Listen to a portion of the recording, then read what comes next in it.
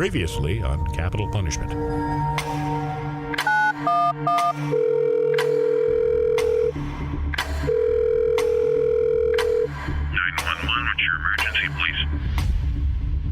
At 7 p.m. on Friday, January 28th, 2022, nearly 12 hours after first responders arrived at his home, the Office of the Attorney General released a statement that Wayne Stenehjem had died. Raymond Everett Holmberg, also known as Ray Holmberg, did travel in interstate and foreign commerce from the United States, that is, North Dakota, to Prague, Czech Republic, for the purpose of engaging in illicit sexual conduct. The federal charges against Holmberg were filed October 26, 2023.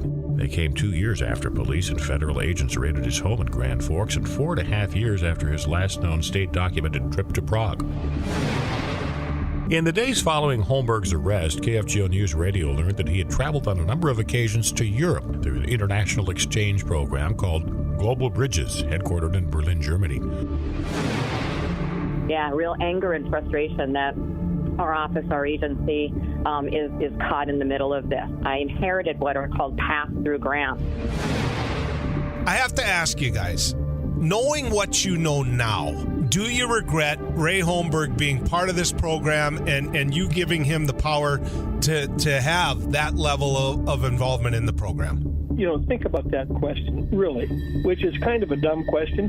Do you actually think that if we knew that Ray was going to Prague and allegedly going out with young kids, that we would do it again? Come on.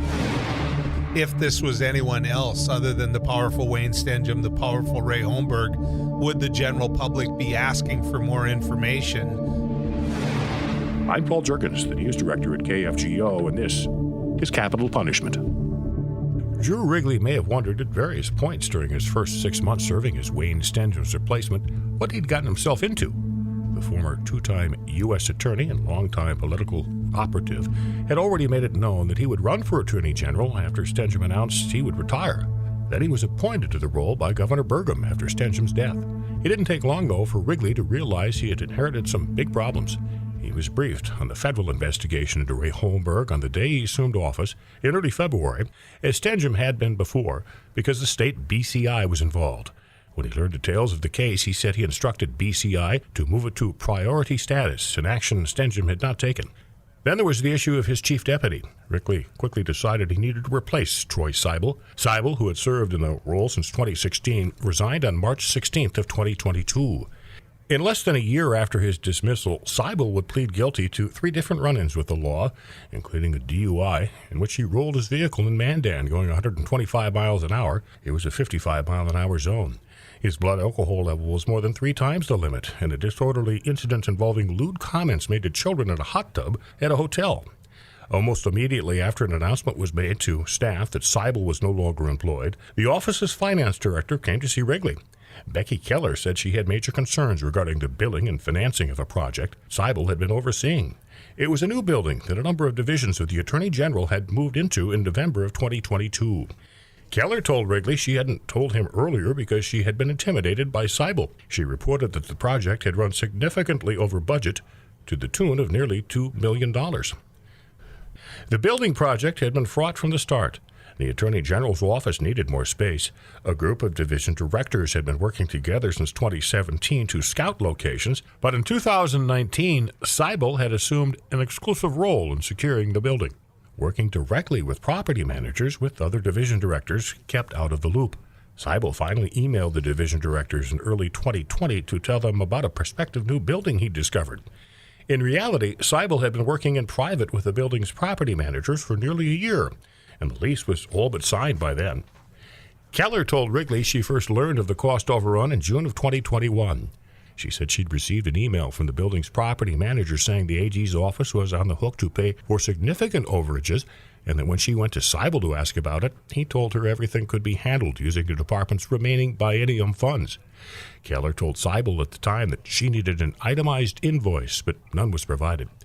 Keller said money to pay for the overrun was taken out of funds left in the Attorney General's 2020-2021 Law Enforcement Information Systems Lottery and Operations budget as the biennium ended. But that wasn't enough to pay the full amount. The remaining nearly $500,000 was negotiated in 2 monthly lease payments. Wrigley asked Keller to follow up with the building's property management company.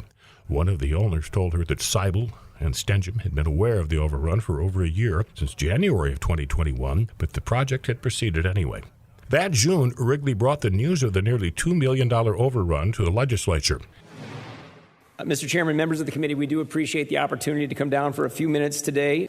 But I do need to talk to you about a matter of concern that I was made aware of in the initial weeks, I suppose about week number 5 after I was sworn in.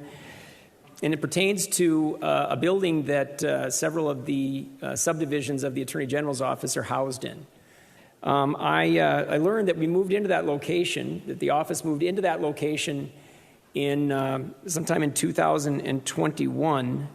In January of that year, 2021, the Attorney General and the Deputy Attorney General were informed of a very significant cost overrun pertaining to that property. Budget staff in the Attorney General's office was not made aware of that cost overrun until June. The records reflect in our office until June of 2021. I was made aware by Becky Keller, now a member of the Attorney General's office staff. She is our budget director. She came to me and told me about this cost overrun and the timing of all these matters as they rolled out. I instructed Becky at that point to gather every scrap of paper, every email, every notation, every document, every every recollection we could have to gather that information pertaining to the cost overrun, the timing of the overrun, the timing of the notification to the staff 6 months later in the office of the Attorney General. We shared what we knew at that time, assured the auditor that we were going to complete the process the best we could of gathering all the information available to us in the Attorney General's office, and we've done that. The totality of the cost overrun of that building is $1.8 million. $1.8 million, from which a sub-amount of which $1.4 million was gathered from various sources around the existing Attorney General's office budget and was paid over to the owners of the building. They didn't have the other $400,000, so that was then built into the ongoing monthly payments for the next, I believe it's the next 4 years. It was at first anyone on the Legislative Audit and Fiscal Review Committee had heard of it. The committee requested a full review of the project by the state auditor. Tyler Axness is the host of Afternoons Live on KFGO. Representative Mike Nathia, our guest, he's with the Legislative Audit and Fiscal Review Committee. Have we done anything with the information that Attorney General Drew Wrigley brought forward? It came to the attention of the legislature. Attorney General Wrigley told the budget section, I believe on the 22nd, he had met with leadership from both sides of the aisle, had informed him of the overrun. It was then suggested by leadership that the Attorney General come and speak to the budget section a couple days later and inform us of what happened. And when he did, you could hear an audible gasp in the chamber. It was pretty shocking. These overruns just don't happen like this. And the Attorney General explained it to us. When he got done, there was a motion made by House Leader Pollard to have this sent over to the Lafferty Committee, which by chance was meeting the very next day, and to look into this. They were also sending it to the Government Services Committee too, I think, to also take a look into it. So Lafferty, we met the next day.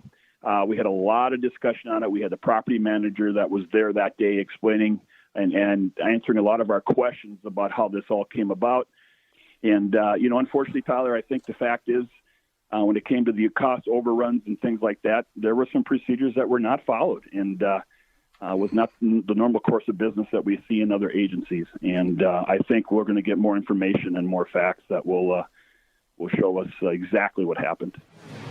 Questions about Stenehjem's knowledge of the overrun were raised by legislators, and it led to members of the media making an open records request for the former Attorney General's emails pertaining to the project, which led to the revelation that Stenehjem's emails had been deleted almost immediately after he died. All of them. For more, we turn to host of News and Views, Joel Heitkamp, and host of Afternoons Live, Tyler Axness. One of the things that Wayne Stenehjem was known for as Attorney General is the fact that he was the public records, open meetings guy. And with that, you have to live up to that standard, I think, yourself. And what we find out now after this is all said and done, again, by fate, by tragic fate, and by luck, is that he didn't live up to the standard, or at least those around him didn't. And why it's so important to have those open records requests is because then we know what our public officials are doing on behalf of the public. And in this case, we want to know what was known about a cost overrun on a building, what was known about his friend in the legislature, because lawmakers' emails are not subject to open records, but the executive branch and Wayne Stenehjem's accounts certainly are. And I think the public, through media, has a right to know about that. Well, I was there. I was there when we went from the old-fashioned bill books on your desk where you couldn't see over them to laptops. And, of course, the question became that if Jane Doe called you and needed your help as a legislator, should that ever be made public? And that was used as a reason to keep legislators' emails private. They weren't subject to open records. That being said, there was always a question whether or not that was right or wrong. You didn't have to keep them. The executive side of these public records is an important piece that it's public. Those are public documents, and they were literally destroyed. I mean, imagine taking an agreement or a grant or something that was done. It's got the Attorney General signature on it and literally setting it ablaze. It's wrong. There is laws on the books that say that these need to be retained, and that's where the question comes in about the illegality of it and whether or not there should be any prosecution brought forward. See, and I respect Drew Wrigley, who I've not exactly been a political ally in my life with. I respect him for a couple of things. Number one, he came forward and was honest about the cost overrun on the building. Number two, he pointed out that all of this was deleted and gone before he got there. What I don't respect, and this whole notion that, hey, they're gone, I don't know what was in it, that was their goal. Mm-hmm. I mean, that was their goal. That fall, the Montana Bureau of Criminal Investigation was enlisted to look into the cost overruns and email deletions, since the VCI, North Dakota's top investigating agency, was a division of the Attorney General's office and had itself moved into the building at the center of the controversy. The nearly $2 million overrun was just the beginning when it comes to the building project. There were no competitive bids taken, and subcontractors went unvetted, and many were not licensed to do the work. There's improper financial overlap and intermingling among the property owners, managers, and contractors. Seibel had worked on the project alone without getting feedback or approvals from other office stakeholders and exclusively green-lighting major expenditures like a new garage to be added to the building. The building was owned and managed in part by Jason Doctor, that is, Representative Jason Doctor, an elected member of the State House for a decade. The connections run deep. He was also treasurer of Stenehjem's unsuccessful campaign for the GOP nomination for governor in 2016. More from Tyler Axness and Joel Heitkamp. Jason Doctor is a Republican lawmaker, District 7 in the House of Representatives. Been there for, about 11 years. And over the course of that time, I think he's moved on up in the budget side on the House. In fact, he's not isolated his work to just that. He's been a referee, he's been a business owner, and we've come to find out that the businesses that he has, well, some of them are a little bit more new. Some of them, I think, were set up to take a little bit more of what the taxpayers have to offer when it comes to the leases, when it comes to just being able to spend money to do some facelifts on buildings that aren't appropriate. But Jason Doctor is also very well connected. Bismarck, very incestuous, is a word that you've heard over and over and over again on how tight-knit it is. Doug Burgum calls it a good old boys club. Well, we could say that they are all in the same inner workings. And inside of that, Jason Doctor is not only a Republican lawmaker, but he was also involved in Wayne Stenehjem's campaign for governor in 2016. Now, apparently, it certainly had an appearance. It shows that connection to Wayne Stenehjem at that time certainly gave him an upper hand, and the fact that there was no bid done, and Jason Doctor gets to have a building that's now leased by the Attorney General's office. And not only that, he gets the contract that's done to do that facelift to the tune of almost $2 million. With Jason Doctor, I can't possibly imagine. And we knew that he was kind of one of those, never going to be in the big arena, but kind of a Klingon supporter of those that are in the big arena. Do you need a cup of coffee kind of a guy? That being said, can you imagine, Tyler, a scenario where it's so sweet that you physically don't own a building and yet the need for that building has been approved by the legislature. You go to the man that you helped on his campaign and you say, hey, will you spend more on this building than what even has been approved? And he says yes, and then you go buy it. And you say, there. And he says, good, it's ours. I mean, is that a sweetheart deal or what? Yeah, sweetheart deal. There's no doubt about it. The ability to get not only that lease of a building which you didn't currently own, to get the agreement that the facelift, the upgrades that are necessary for the Attorney General to do the job will be done, and it'll be done through your contract. And the fact that you're going to make sure that you're guaranteed that taxpayer-funded lease for 10 years is a sweetheart deal. And the legislature doesn't need to know nor will know about it. They will not know about the conversations in the end because the emails are gone. But the legislature didn't approve it.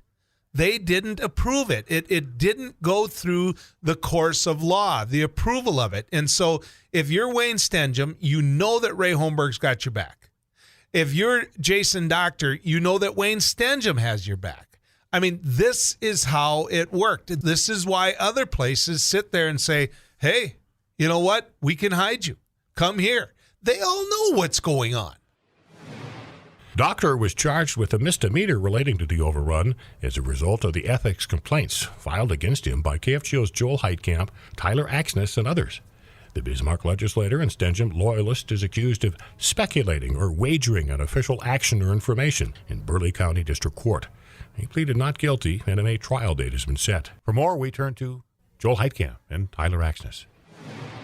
It comes down to accountability, and right now the only individual that has a chance of having some account brought on them is Representative Jason Doctor, Republican out of Bismarck, and only brought because, Joel, you and I filed an ethics complaint against him for his involvement with a building, which we only know again because of Drew Wrigley. But the fact that the only reason why anything's being brought forward is because you and I and many of the KFGO listeners filed an ethics complaint, and that the Attorney General himself and Drew Wrigley, that same individual, didn't push harder on this is disappointing. And that ethics complaint was found to be something that needed to go to the Burleigh County State's Attorney's Office, and it needed to be prosecuted. The final report of the Montana investigators was published in May of 2023. It noted that invoices and records were not organized or professionally processed during the building project. A spec book, commonly used by contractors to record updates and changes, wasn't used. State procurement rules were not followed. Change orders were not documented. Finance professionals in the Attorney General's office were not utilized. Changes made by an office attorney in the contract were not implemented. In its conclusion, the report says the specific level of Stenehjem's knowledge and involvement with the project isn't clear. A number of people in the office told investigators that Stenehjem only wanted to hear positive news and was not receptive to negative information, and that he would have told Seibel to handle the situation and make it right without giving him additional detail. Without his emails, it's difficult to know. More from Tyler Axness and Joel Heitkamp. Part of the investigation from the Montana Bureau of Criminal Investigation, they come on over and they are looking into this cost overrun and the building that Jason Doctor owns, that Troy Seibel, who was the Deputy Attorney General at that time, seemingly working on behalf of Wayne Stenehjem. They find out that a lot of this was done basically on bar napkins. State government and these leases do not ever happen on bar napkins. There is not enough receipts.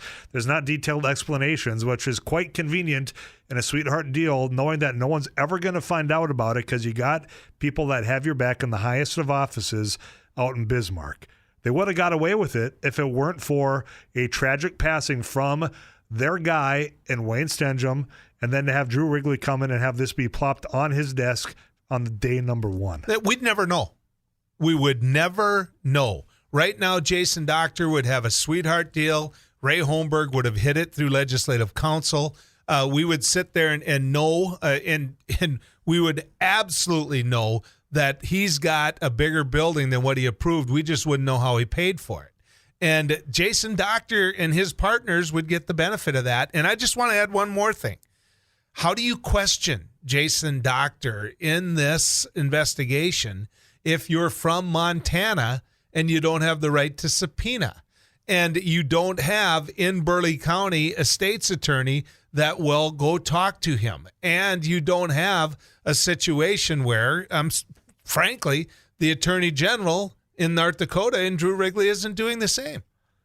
Jason Doctor, instead of just having the sweetheart deal, now faces misdemeanor charges brought on because of an ethics complaint filed by Joel Heidkamp, myself, Tyler Axness, and many other KFGO listeners.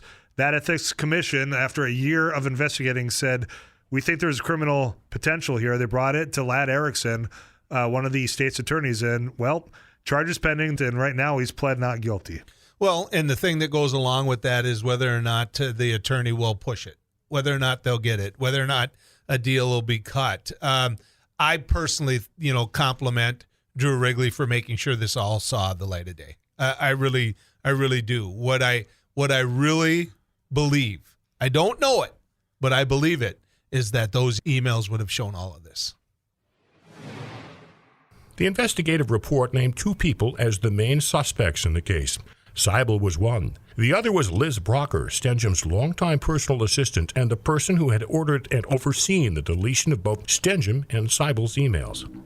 How did she have the power to destroy the electronic archives of the state's longest-serving Attorney General? What motive did she have in doing so? What was lost when Stenehjem's emails were destroyed? And those emails, are they actually gone forever? That's next time on Capital Punishment. Capital Punishment is a KFGO News Radio production. It is hosted by me, Paul Jurgens. Created by Tasha Carvel and Eric Johnson. Written by Tasha Carvel and Tyler Axness. Produced by Eric Johnson and Abby Miller. With contributions from Joel Heidkamp and Tyler Axness.